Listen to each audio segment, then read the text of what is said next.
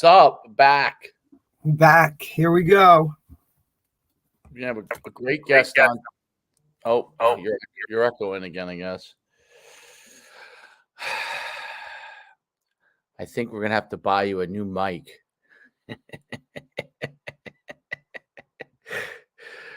Let's see when that can get into the budget. Yeah. Why? Maybe I'll just send you one. They're not. I might. Maybe I'll send you. I have a couple that I don't use anymore. That would be good. That would be a bonus. That could help. Or there could be something that you have on your settings that I'm not sure. You know, I would have to look at your computer. Like sometimes it could be what you have setting wise is input and output and stuff. So, but without seeing your side, I can't tell. I couldn't tell you.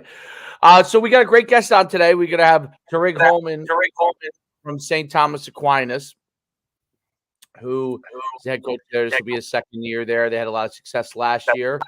The program's a smaller parochial program, but on the rise and really starting to get a lot of good players and gaining traction. And he has obviously a great path, not just up from a coaching standpoint, but he was Division I player at Penn State, right? And really had that experience being a big time recruit. So we'll get to talk to him about that, which will be really great.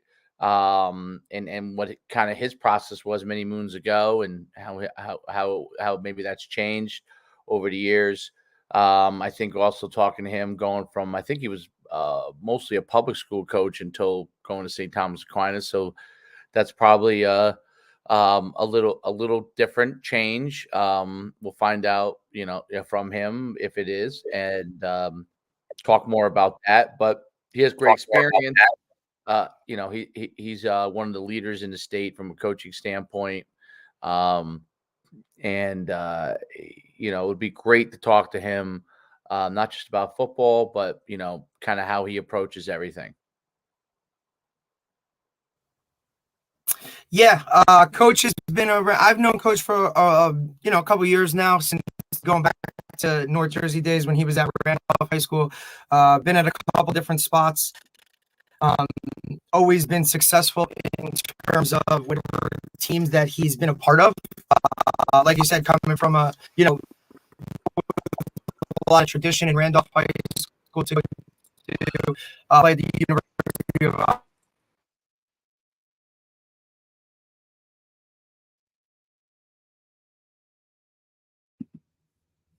Think we may have lost Coach D.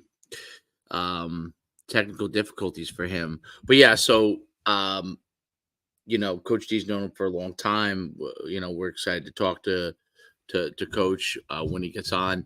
For those of you who have not, or who have fallen off the cliff on this standpoint, last night we did have. I saw a lot of stuff doing the rounds because obviously the Jets had a preseason game if you're out here in New Jersey, but a lot of everything is kind of kicked off, which is really cool, and the Hard Knocks is going. So I got to watch that first episode. I saw some great stuff, so I'm excited to watch that.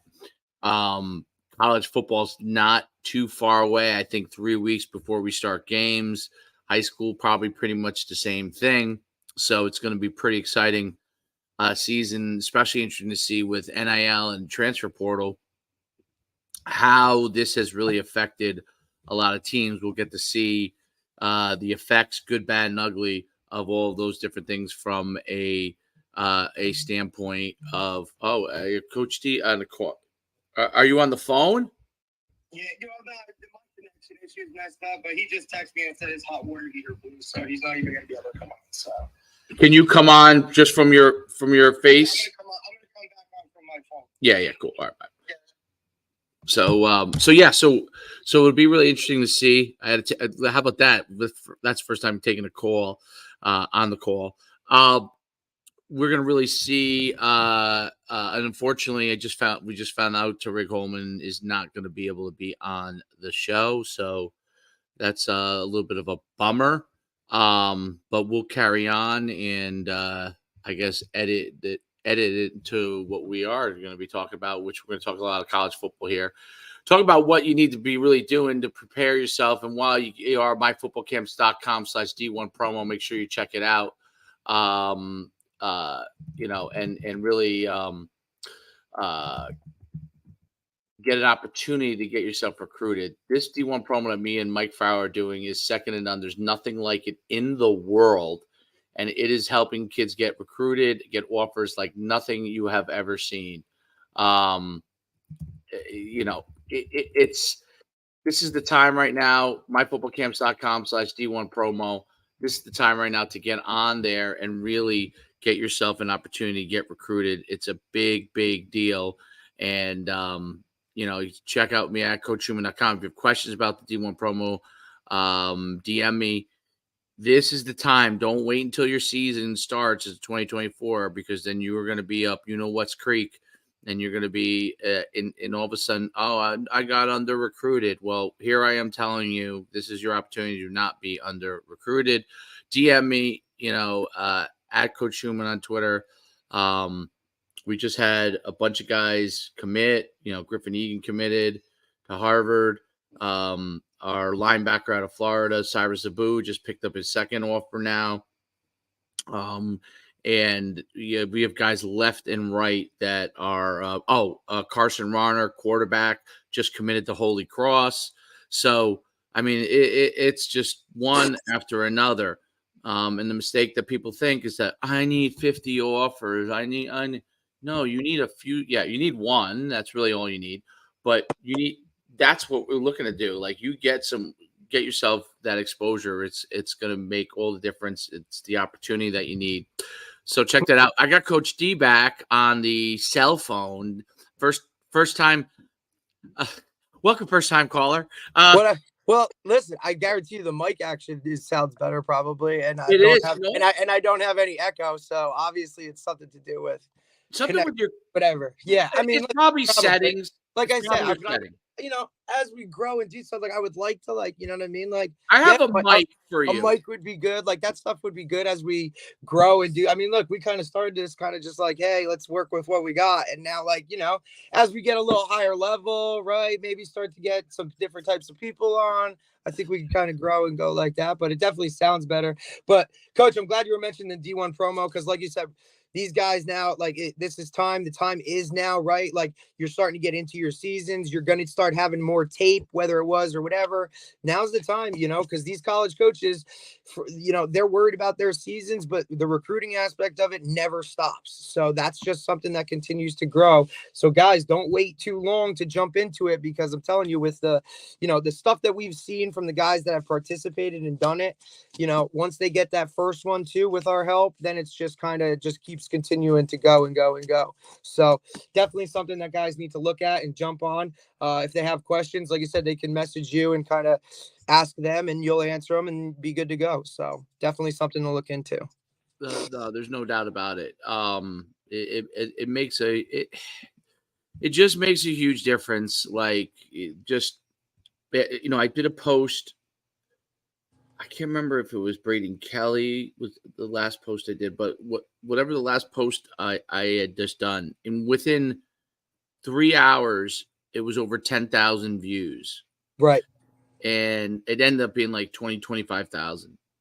I mean, if you have 100 followers, you're going to get like 200 views, on your thing. And they're going to be from like grandma and dad. You know what I mean? It's not the look, we want them to view your stuff too, but at the same time, yeah. When this is posted, it goes to a certain clientele that it's the clientele you're looking for, right? It's the clientele you want to see. And had they not participated or had not made the connection with you, these people will not see their film. It's just how it works. It is what it is. It's not going to get in front of the right eyes that you need it to get in front of in order to get where you want to go. Well, recruiting is gone, and whether people like it or not, if you're in a super high end, like really, really high end, unless you want, to be on our promo because you want to be the number one player in the country, okay, which I could serve that purpose. But if you're a guy who's really a slam dunk, you're not going to need that program, right? Okay. unless, like I said, we had a couple kids that wanted to be the number one player in the Right. country. Unless you're trying to leverage it for something else. Something right? else. NIL. And you can leverage it for NIL. Like so 100%. That's there right. are other ways to leverage it, which we really haven't tapped. Me and Mike Right. have not tapped at. Like, does this promotion, if you're a top tier kid, help you get Right. more NIL deals? Does a year long of $1,000 end up getting you 10,000 from down because you get more? Right. That's something we have to explore more, that potentially. But those, as far as recruiting wise, those guys are going to get recruited to a certain level unless they're in some level of obscurity for whatever reason. Those top tier guys. But then there's FCS to group of 5, what I call, right? And even lower power 5. Lower, not meaning lower level, lower meaning they haven't, maybe not as prominent a program. I'm not going to name names, but maybe not as prominent a program, but still playing in a Power 5 conference.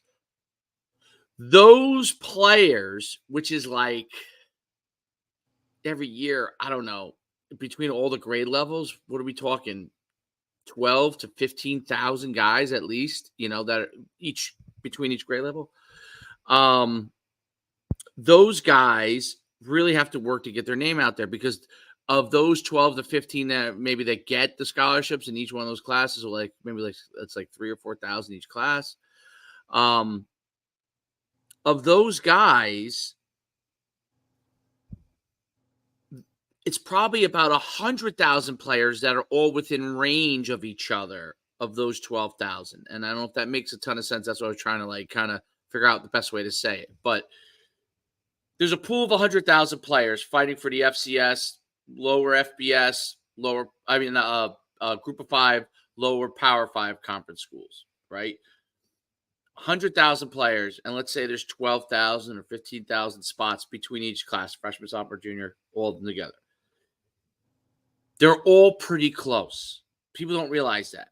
The top tier, which was identified when the NFL started focusing on flag football a lot, the big push for flag football, their philosophy, I read this, Troy Vincent put this out there. He's the number 2 guy to Goodell, said the 3,000 guys that we need each year to be NFL players, those people are different guys. Those guys are going to always be out there. It's the rest of the people that they want to really, they're worried about enjoying the football. Now, whether I agree with that or not, I actually disagree with that statement, because if you don't have a large pool here, eventually this pool here is less. And I use boxing as the example, right? Boxing was a huge sport, Joe Louis. I mean, we weren't alive, but, I read all the books, Joe Louis, Max Schmeling, Jersey Joe Walcott, all these heavyweights there was a large pool. Boxing was a way out for lots of people, because a lot of people didn't have corporate jobs back then. A lot of people were working class people. There's still a lot of working class people, but there's a rise of white collar jobs, right? So larger pool, boxing, you get lots of guys that are pretty good. Joe Louis maybe was at the top, Rocky Marciano after him, but there was a lot of guys. All those fights were battles. Now let's look at boxing now. Oof. First of all, heavyweights, does anyone even know who they were? The 2 big guys from Russia, They lasted forever at the top, right? The last time there was really a lot of heavyweights was when, 80s and 90s, a decent time period. And really, it was because when was the last time people were talking about boxing being, you know what I mean? Like when, UFC has kind of like come in and kind of done that and created like Dana White's got a nice little business model. He's also kind of like a no nonsense down, like, he's a different type of CEO, I want to say, right? Like, so Yep. I think he presents things a certain way. He was one of those guys that during COVID kind of tried to like, hey, I can take advantage of something here. And like, all right, let's just put all these dudes on an island and like go from there and figure something out. Whereas, the boxing world has just continued to kind of like, the whole, it's so violent now with more concussion stuff coming out of like who would want to do this, and that there's just been other ways for those guys that now used to look at that as a way of survival. now with that there's other ways out, there's other avenues. I don't have to box to get out, right? So I feel like that kind of hurt a little bit, but at the same time you're looking at the same exact thing. If there's no now pool, right? So if we were continue just the way football looked like, the way it was going when the concussion stuff started to come out and people were starting to go away from it, or it's a violent sport and we need to do something else, so we started to kind of change it and whatnot. Those are the things that had to happen in order for it to continue. So it's comparable. Right. And I'm not saying it's going to go on the extreme level, because football is obviously much more popular than boxing. But when you talk about the pool of players, why is Mayweather and Pacquiao last so long without anyone close to them? Right. Like, because there just isn't enough of a pool of guys to get other guys to the top at that level, right? So when someone gets to the top, they stay there because there isn't that many people to knock them off the cliff. And so, and UFC is a great example, who's increased by marketing, increased their pool of people. Tons. Their pool was very tiny in the beginning. Right. And they actually looked at it as kind of their pool. It's like a gimmick, right? It was like it's not wrestling, but it's not boxing, but it's not this, right? It's kind of, people were trying to feel it out. And then when they realized kind of like what it was, oh, okay, this could be something that we enjoy, right? Also, I don't know. Boxing, it's like, hey, you have a big match, right? And then you got to wait, a year, 2 years for like another big one to come about. You know what I mean? There wasn't enough, football's every Sunday, like you're getting something every Sunday, where boxing, you got to wait a longer time, where, so now each one of those big time fights needs to be just that. It needs to be a Super Bowl like atmosphere in order to create any type of revenue or any type of anything. I just think it's too much for what this, we live in an immediate society, right? Like, we want things now. We don't want to wait a year for the next fight. Look at how many years they waited for Mayweather Pacquiao to actually happen. And then when it did happen, it was kind of like, well, is Pacquiao still who he was? Is this guy still who he was? You know what I mean? It happened 6 years later. Right. And so circling all the way back to the D1 promo on this, if you have a pool of players that are fighting for a certain number of spots and everybody has a certain range they're in, promotion makes a big difference. Because if everybody's pretty close and we find out about one, but we don't know about the other, what are you going to do to separate yourself? And this is what could be that separation. That's correct. And I mean, I'm so excited about it because it's worked really if you we talk all about the process, but in this case, you want to know, does the end result actually happen? And the end result has. So it's a huge difference. And but yeah, I mean, football, which is coming around in the next few weeks, which is I'm super jazzed up. College football in the next 3 weeks. High school, same time, right? Yep, 25th around August. And then 3 weeks from basically Friday, right? We're talking. And then we got, obviously, the NFL started last night. I've already had to see clips of Travis Wilson tripping, and I mean, boy, this guy can't get. Was he not? Well, you watched. I didn't watch the game. I remember. I watched specifically that play where 3rd and 2, he makes a great move to get out of it, right? Like, it looks like, oh, cool, first down, and the dude slips. Like, it's like he can't catch a break. You're like, this poor dude, right? Like, all everybody's talking about is how he's such a bust, and now he's just got to whatever and play behind Rod. I mean, for him, not bad being a backup, making that kind of money, right? But if you're a competitor, now, you still have that fire. You're also, what do you do? Do I just, you take it because you're getting paid whatever you're getting paid, but you're still looked at as that bust, right? And now you're sitting behind, probably a Hall of Famer. I guess you just sit there, soak it up, and kind of go with it. I don't really know how you approach it. As a competitor, I'm pissed. As a businessman, I'm probably not as pissed. I'm probably satisfied with collecting my check, sitting in the back there, and then learning. I don't know. It's a really weird, hard situation. You kind of feel bad for him, but at the same time, it's get better. Well, who is better? Tim Boyle or Wilson? Boyle I like just because he's like steady Eddie, but He's steady Eddie, yeah. he's never going to be the two because they're giving the other guy too much money. Oh yeah. I was just curious who looked better. I mean, Wilson has a Cannon. Yeah, I mean, he's got a cannon. Look, in the old days, those guys sat for. Aaron Rodgers sat for 5 years, right? 4 or 5 years. Steve Young sat for a long time behind Montana.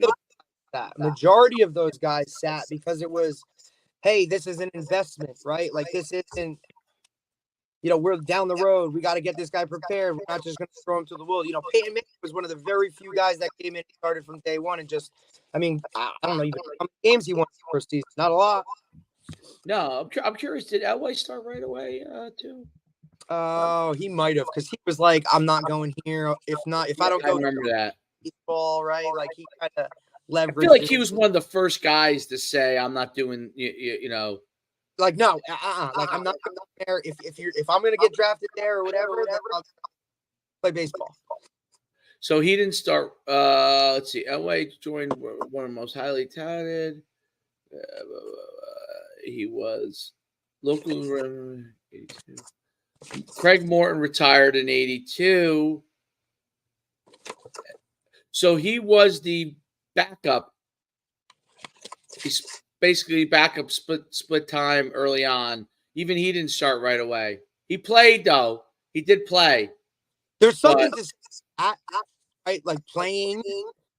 And my whole thing is, I look at it too, like I personally don't. I feel like, look, in some way, shape, or form, your backup quarterback's gonna have to win you at least one game during the season. Yeah, just no the way doubt. the NFL works, like.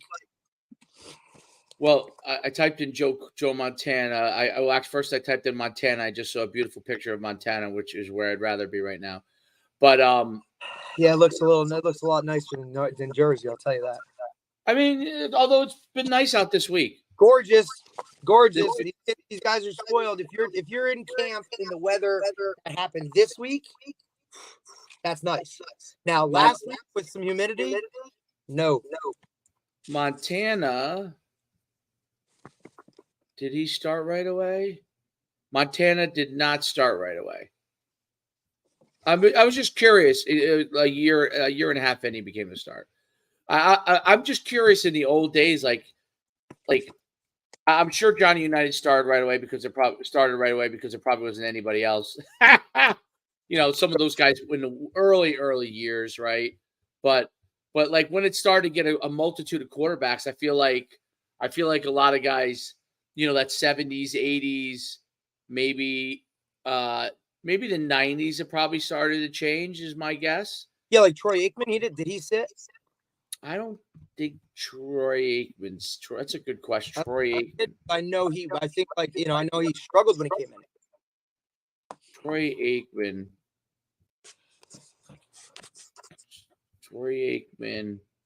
Okay, here we go. Troy Aikman was 89. It looks like he played right away. Right. He have you ever seen I don't know what it is with the thing on Troy Aikman, but like covers his, I don't know if it's an NFL thing or what I've seen it like on TikTok, but it was talking about, so when he was at Oklahoma and he was the starter at Oklahoma, he let me get this right. So when he was a starter at Oklahoma, I don't remember what they went to. They went to a bowl game or whatever. He did really well. And then I want to say he got hurt, and the guy who took his place was Jamel Holloway. That's your guy. Yep. I just happened to see his the other because I knew he came in and I knew he was playing, but I didn't know what happened. He got hurt, and Jamel Holloway went in and they won the national championship. That's what it was. And that was with who? Switzer? That was with Switzer. Troy Aikman was running a triple option, but they were throwing a decent amount with him because he could obviously throw. Right.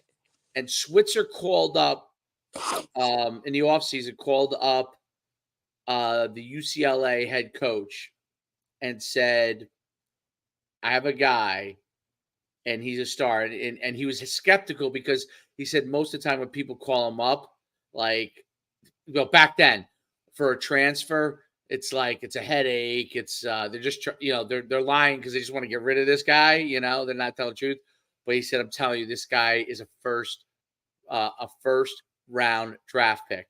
He's just we're running a triple option, and we have a guy that's Jamel Holloway, who basically became the greatest, one of the, when people think about the greatest triple option quarterbacks of all time, he is probably on the Mount Rushmore of triple option quarterbacks. You probably don't know who he is because you probably were a baby or you weren't even born yet. I caught him at the end. Maybe at the end but he was like, of his highlights, it's like he makes running the triple option. He makes people want to do it. Well, no, he makes people want to choose that offense rather than have to be forced into it because of personnel. He makes it look he makes it look easy, dude. Like, that too. That's a problem because then when people go to run it, they're like, "Oh, we could run it because this guy does it," and you're like, "No, bro. Like, no, you don't have this guy. You don't have this kind of guy." This guy. I wish I could. Have I ever brought up clips? Let me see if I can. I don't even know how to spell. I would be curious to see. Like, I wonder what Michael Vick would have done in a triple option. This is offense, because he was just so fast, but he was a different type of fast, I wonder. That would have been. It would also be interesting to see some of those programs that used to do that stuff. If they still did it, that would be interesting. Yeah, that right. And could those teams still compete with who they compete with doing that? Can you see? Let's see if you can see this. Yeah, you could see it. There you go. Let's watch Jamel. Look at those tearaways. Tearaways are great. They were awesome. Tearaways and everything's AstroTurf. That hurts so bad. Let's see. I want to see highlights of Jamel. I mean, look at the feet. Oh, he's just so fast. Oh my God. Strong. Yeah, he's not big, but I think he's like 5'9", maybe 5'10". Oh, that was the boss. It's like, you know who that is? Guess who he's throwing to there? That guy? Yeah. That's he's a Hall of Famer. Tight end, used to play for the Eagles. Caught a million balls. See, look at him throw. Like, imagine him running zone read. I mean, he has an arm, but that's what I'm saying. Imagine him. He couldn't. Well, he wasn't like, "Hey, I'm just a runner." What's amazing is he holds the ball in one hand half the time. It's amazing how athletic he is. Like, just freakishly athletic, freakishly quick. Heisman winner or no? I think he was a finalist. Oh, one of the years. I think his senior year he might have gotten hurt. Oh, in that offense, but yeah. And then he obviously didn't. Charles Thompson took his place. Look at that. Look at him. Oh man, look at him go. Oh my goodness. Oh yeah, he's little. He's little. He's moving though. Look, he's holding one hand. He must have big hands. There's a little throw. Okay, buddy. I can't believe I can't. Oh, Keith Jackson. That's it. The tight end. Oh, I got you. So, Keith Jackson was like a 3-time All-American or something.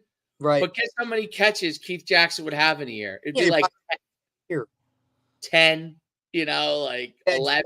15. Yeah, Oh, wow. We're getting up in the big numbers now. How good do you have to be?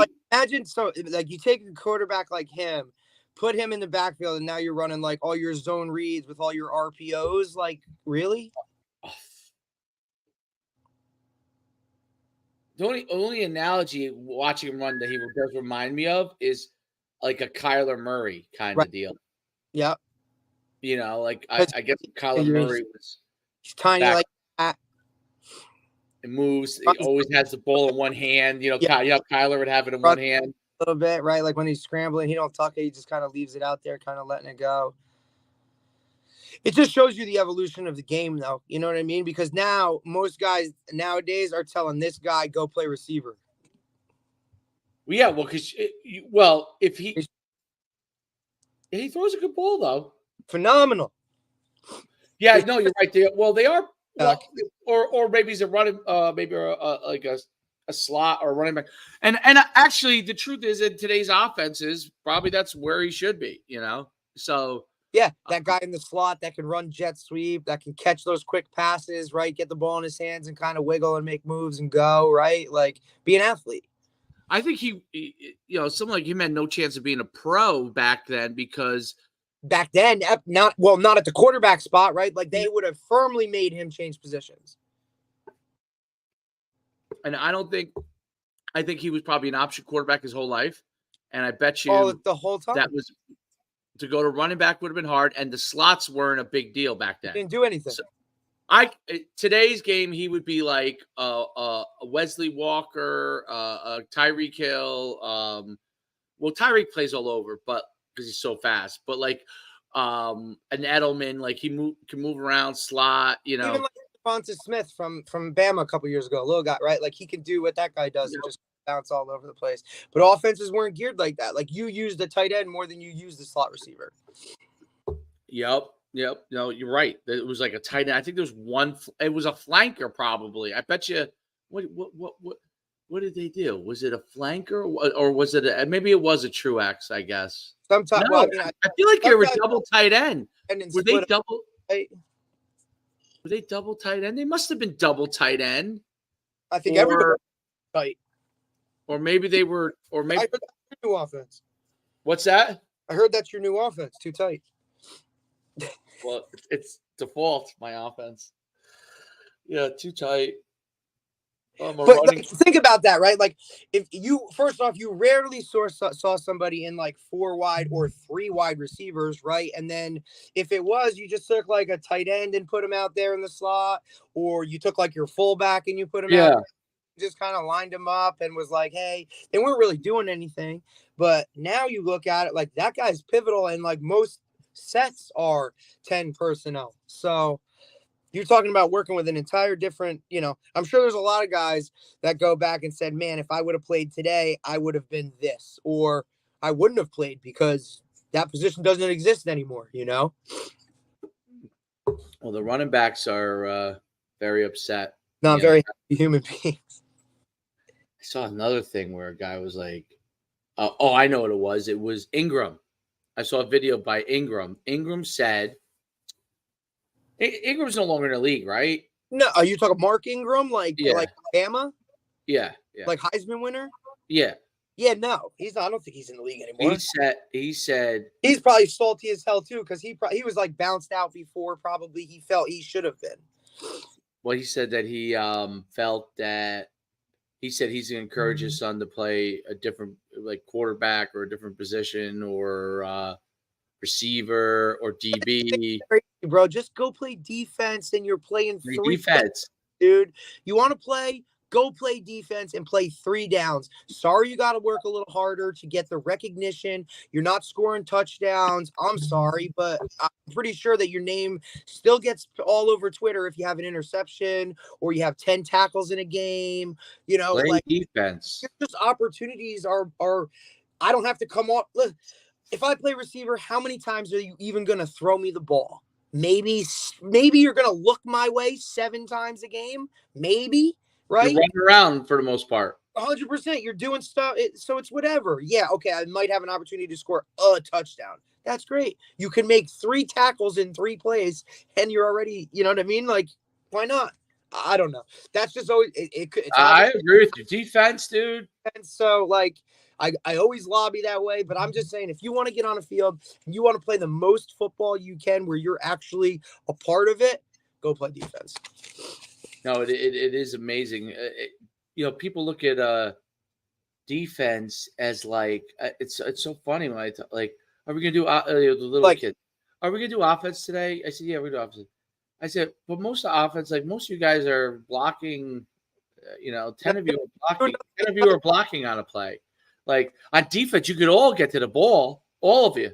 Right. And then it becomes like a competition. Like, I'm going to beat you. Like, I'm going to beat you. I'm going to beat you. Like, so it's just like, I don't know.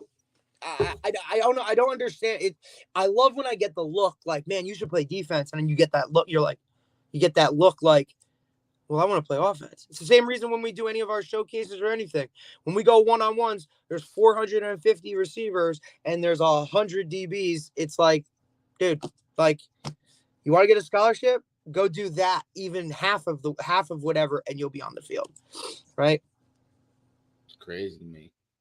Also, more opportunities. There's only so many quarterbacks. How many quarterbacks are there? I'm pretty sure there's one, right? Like, I think there's one, yeah. There's one. That's that kind of. I think there's one, right? Yeah, okay. And then now you look at like DB. I mean, damn. Even if you want to break it down even more, so you could play DB. That's 4 positions. Even if you want to say corner safety, you still have 2 opportunities to get on the field. Like, maximize your opportunity and then critique it from there or go from there, right? I don't know. That's just me. But I was always the guy that just wanted to play. Right. I wasn't picky about, oh, it's got to be this, it's got to be that, it's got to be. I didn't care. Let's just get me on a field. That's all I want to do is let me just play, right? Right. It's the same that I went to the schools that I chose, the colleges that I chose because I wanted to play. I didn't want to sit around for 4 years, put all that work in, and then do something little. No, I wanted to participate. I wanted to go out there. I wanted to play right away.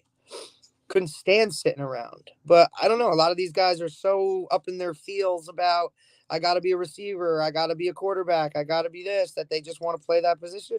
And kudos to them if that's the way they want to do it. But, when you don't get the opportunity that you expect, then know that that's why you chose that path.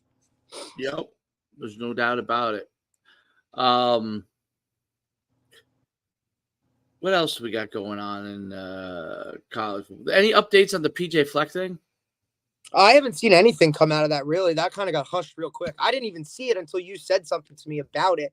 Now, look, you can really look at, he is the ultimate motivational type of he's got an acronym for every freaking thing he does, row the boats, this all kind of stuff, right? Like, he really pumps that a ton. And for these guys to come out, for guys that don't know what we're talking about, PJ Fleck, the head coach at Minnesota, kind of, some of his former players have come out and said that it's like a cult like following, kind of like, or it's the mental messages and stuff are bordering on kind of bullying type of thing, really. Yeah, but it looks like they got rid of it mostly. So right. It looks like it's not like Northwestern where they had to get rid of the head coach.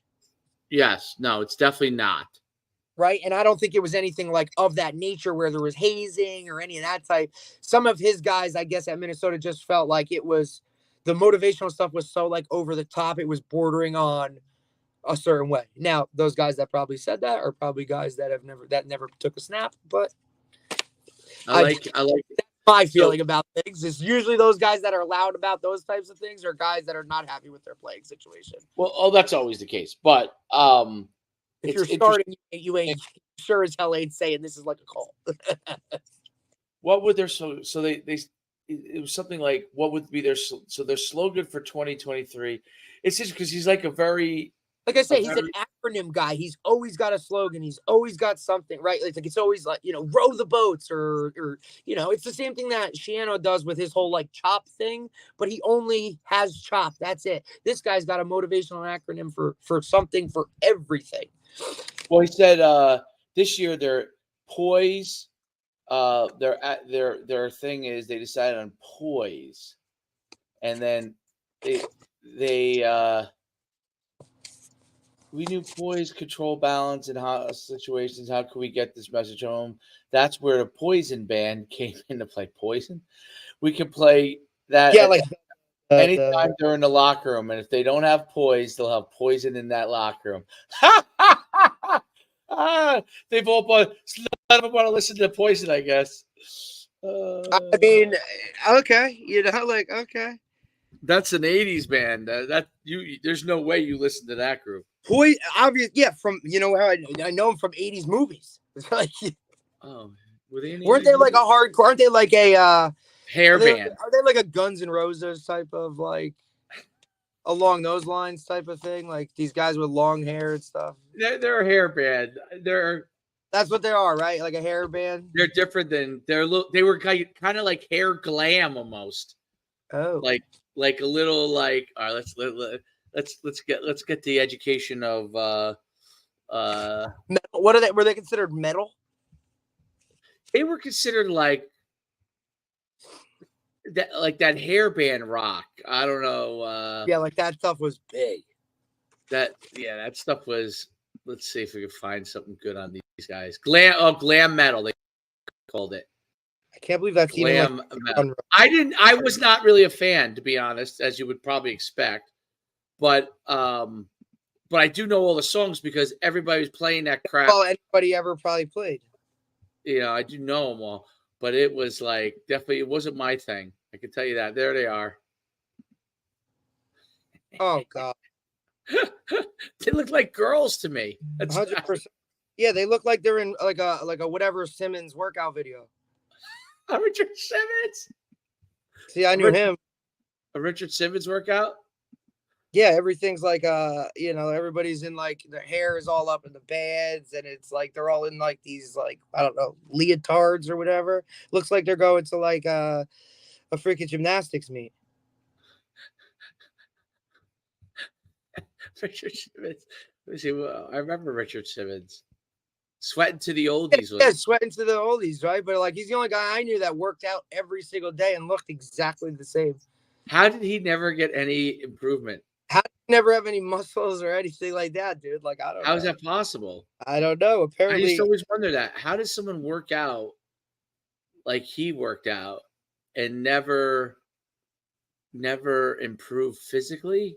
I guess. Richard Simmons, here he is. I mean, also like you look at like remember who was the other dude too? The Tybo guy. Remember that was for a thing for a while. Tybo, right? There he So is. like There's Billy Blanks or something. His name was right. Billy Blanks, same thing. Billy Blanks though was built. That's what I'm saying. At least he kind of looked the part, right? Like, yeah. This guy's like, hey, work out, look like me. It's like, that's what I want to look like. I guess what the alternative is, but like, still interesting. I don't know. And now we look at these college weight room programs, right? These guys go away and they come back 20 pounds heavier, and it's like, and you're like, okay, so that's how you change your body, right? Not sweating to the oldies over here. Sweating to the oldies. Wow. Interesting. What's any big first weekend college matchups? I think there's a couple. Obviously, like out of conference stuff. I think. Which I saw something last night. I think Oregon's playing somebody that they're like normally not. Whatever. I don't know. I gotta look at Nebraska. I gotta see. Nebraska actually, Nebraska opens with Minnesota. That should be a win. For who? Nebraska or Minnesota? Nebraska, I would think. Depends on what he had to do. It depends on how much work he really had to do when he got in there.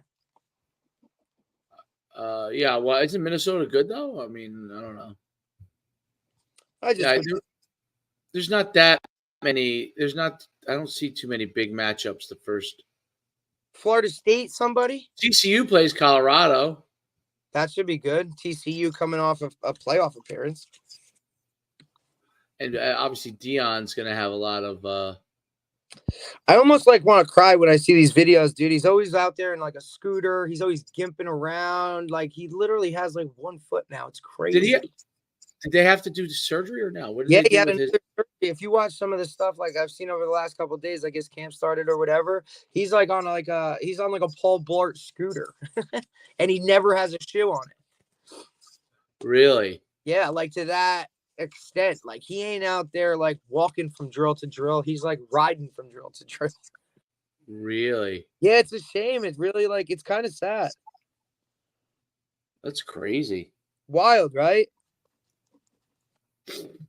You know, it's I wonder, even though he handles things very well, I wonder if the stress makes it worse for him. like that blood clot and stuff, you know. In my eyes, I think stress kills stress. You know, Well, stress makes kills. right. It's a silent killer. You really have no idea, right? And everybody deals with it in different ways. So I think that has a lot to do with it too. Like some guys are it's very easy to tell when they're stressed, and then some guys you have no clue, but on the inside it's like They're that's why I say boiling. silent killer, dude. Yeah. And I think, you know, for as much persona as he's like all good, whatever, you know, blah blah blah, I'm sure he's worried about everything. Got to be stressful. It's something that's like, because it's also like a genetic thing, right? Like he didn't even know he had it until like he had it, and then he had to call his mom and be like, "Mom, do we have blood clots in our family?" And she's like, "Oh yeah, your uncle and you're this and you're that," and he's like, "Shit, I needed to know And that." you're doing that, and you're trying to coach football, like Not only trying to coach football, you're just trying to do something unprecedented.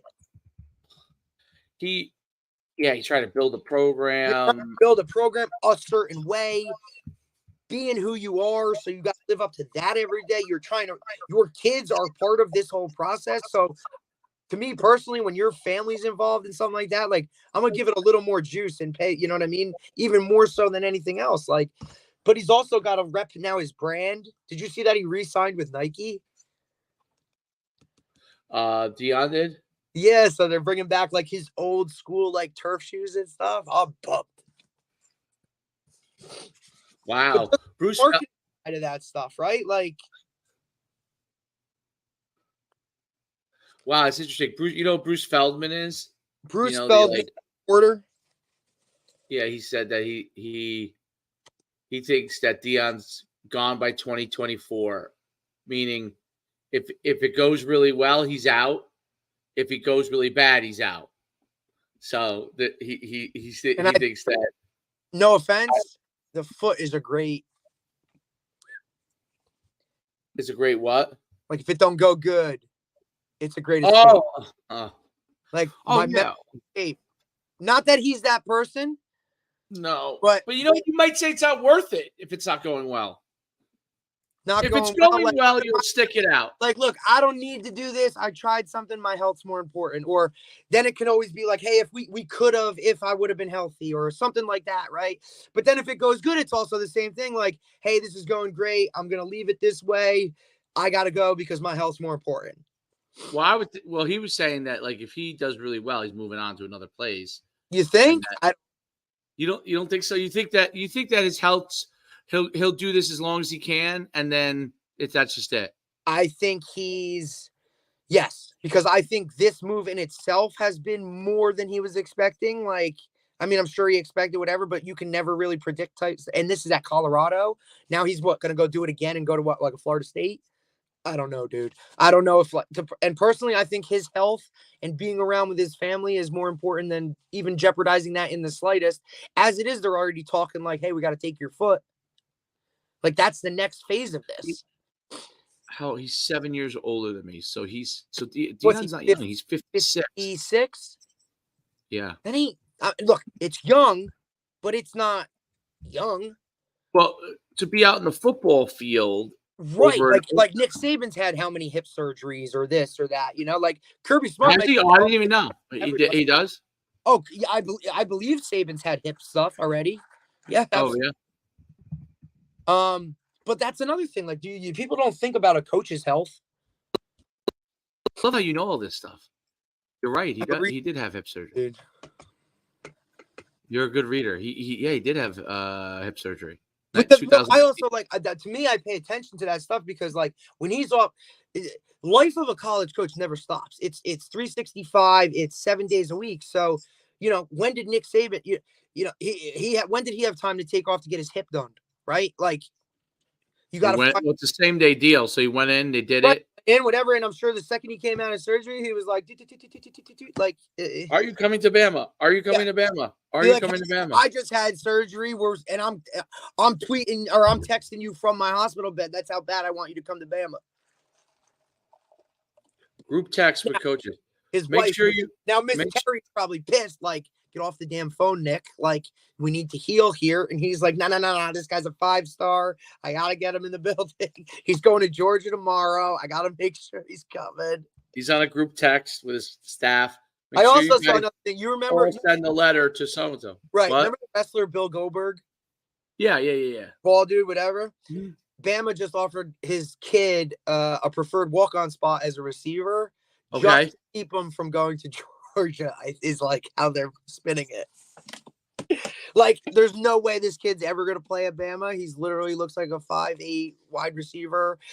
But I mean, obviously, he's Bill Goldberg's kid. He's yoked, He's but put together. he, I guess Bama offered him a PWO just to keep him away from Georgia or something. Why is it where he went, Georgia or something? I guess he was like, yeah, I guess like he's just like, just like one of those things like, hey, he could help, but like you never know. So like, let's just keep him from there. And it said like Saban's done this in the past. So I was like, okay. Well, it looks like he's as tall as his. It looks like he's as tall as his dad. I don't think know. Goldberg was very tall. I But don't wasn't even know. he a Gage Goldberg, a linebacker prospect, given an opportunity as a preferred walk-on? Gage Goldberg. I'd like to watch his highlight tapes. Let's see. And listen, I'm sure You I'm on it already right now. I got to see how good he is. I saw it the other day. I loved it. I'm like, Oh, he's 6 feet 205, decent size. Here he is in pictures with Nick Saban. Yeah. He is really not that big. No, I told you he's like the same size as Nick. He ain't 6. It says he's 6 feet. Yeah, I told you. I don't know. No way. That's one of those in fleets. He's 6 feet. He's 6 feet, and so are you. Then so you're 6 feet, Tarig. Yeah, I'm I'm 6'5". That's what I'm saying. Then you're great. 6'5". Yeah, if I was coming out now, I'd be like, I'm 6'4". People, they'd be like, I'd be they'd beat me up. 6'4". No doubt. I mean, what your guy from with Coach Jackson from West Virginia said about these guys with height. And he laughs. He's like, now he goes, great. Now I'm walking a guy who told me he was 6'2". He's not even 6 foot, and I got to walk him into Coach Brown's office, and I just wasted 10 minutes. And he's like, now he's pissed. Like, please give me your right play because I'm gonna figure it out eventually, and we're only wasting everybody's time, He's not fast, Goldberg's kid. He is aggressive. I'm watching it. His dad's signature move was like the spear, right? Like, didn't he like? I don't know. I thought it was like a charge type of whatever move. I don't. Sometimes I think these guys get offers just because, or they're just on the scene because of Well, after watching his film, I could safely say that he is a preferred walk-on. Well, he's preferred because Nick Saban's no dummy. That's why. Because Nick Saban's like, oh, Goldberg's going to be a part of the program now. Right. He's also, okay, so now I just got every wrestling fan or whatever come over, and then, I also don't have to worry about this kid, whatever, because he's got NIL, obviously. He's got his own NIL. I wonder. So to me, that's something that is interesting, right? With NIL, think about it. So a guy like that, obviously people are going to throw money at him because of who he is. He's Bill Goldberg's kid. Oh, yeah, he may not step foot on the field and be a player, but now he's in the locker room making all this NIL money, and the dudes that are actually playing aren't making anything. What does that do, right? Like, do you guys not even care because it's like, whatever, dude, you don't even play? Or it's, well, that's bullshit. I play and I still don't make money. What's so funny is how people get this wrong. One news outlet reports he gets an offer from a scholarship offer from Alabama. That's not true. Nope. It's a preferred walk-on. See, people don't know that. Dude, right? It's so funny how how you can skew, dude, smoke and mirrors. It's crazy. You can make yourself a way better player than you are by just and that's going to Georgia. That's why I think when Coach Jackson was saying, I'll talk to whoever, right? Like high school coach, 7-on-7 coach, trainer. I'll talk to all these guys because if I'm going to offer you a scholarship, then I want to know who you are around the whole thing. I just don't need your handler telling me how good you are. I know that part. Absolutely. Well, hot water heaters, they can be a problem. Oh yeah, Coach Holman. He just texted me again, apologizing, and he had a hot water issue, so my basement's flooded. I said, well, that's gonna be rough since camp starts on Monday, buddy. Is it raining up there, or by me? is it raining by you, or no? Yeah, it's starting to drizzle. Temperature's been nice though. Are you you got any plans to head up to Jets camp? Next, maybe next week, like Friday or Saturday. This today we're gonna go till Sunday. Go up to Ghana.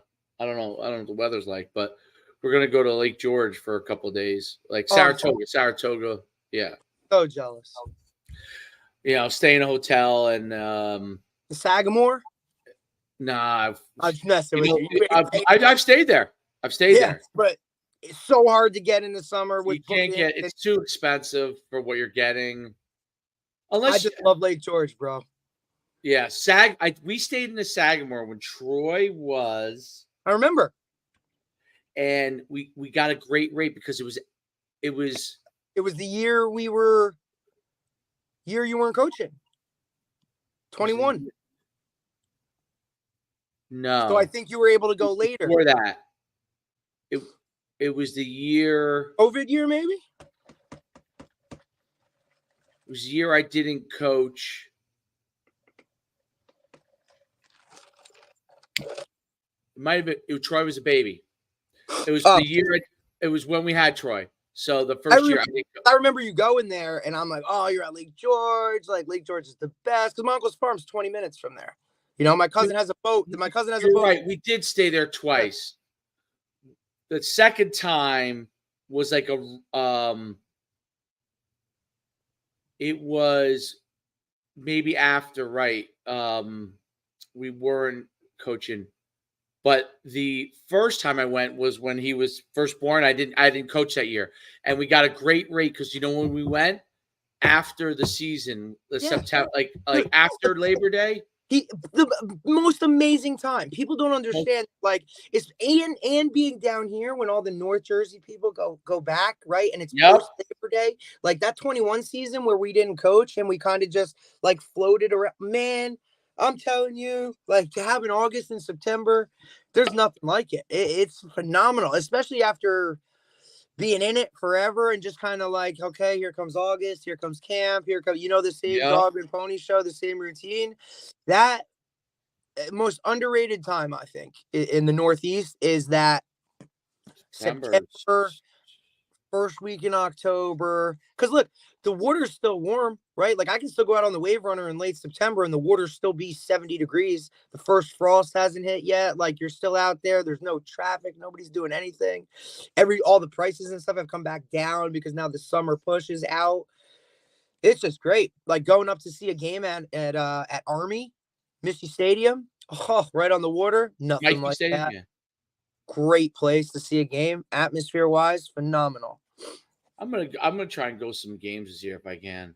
Well, think about it. You have a nice little crew too, right? Like you can now, hey Troy, what friend do you want? Or another dad that maybe you work with or something like that. The four of you can go and kind of whatever. Or take Nicole. She's a ride or die. She's good like that. That's an awesome experience to go to some of those games.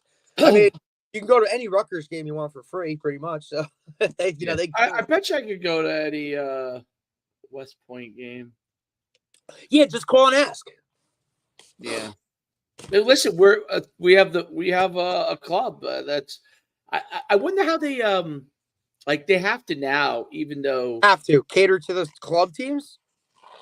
Yeah, like, hey, I'm the Borg B707 club, and right, like, hey, I got a couple guys that I'd like to bring to a game, like, what? Yeah, they must. So and so from whatever schmo high school, and I got Billy Taylor, who's thinking about going to okay, sure, come on. I'm trying to think, like, we should actually, it's something we should probably send out to our guys if there's, if you're interested in going to. Well, they could probably just do it through their high school though, but good.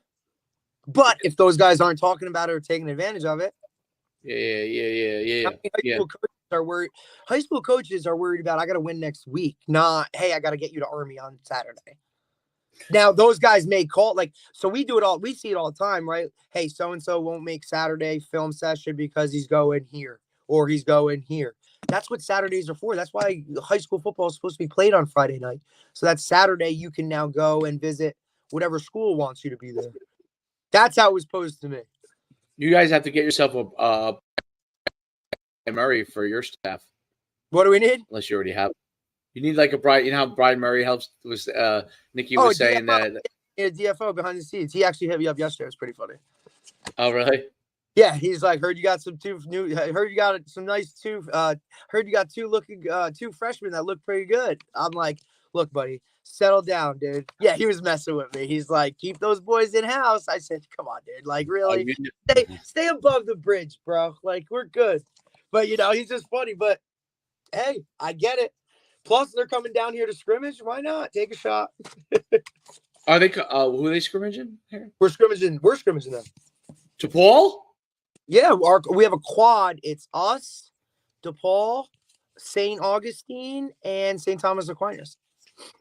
When is that? That is our first one. So it's the 13th, 15th, something like that. It's our first scrimmage quad. So I'm going to come watch. Oh yeah, it should be a goodie. Is it at night or in the morning? I think we're going in the morning because it's our first one, and then we only have one scrimmage, and then we're doing a game scrimmage against Manalapan, and then game. I like that. That's a good way to do it. Yeah, all right, let's wrap it up. With that of a scrimmage, yeah, we're good. All right, man. Good talk. Good chat. Always. Topics out too.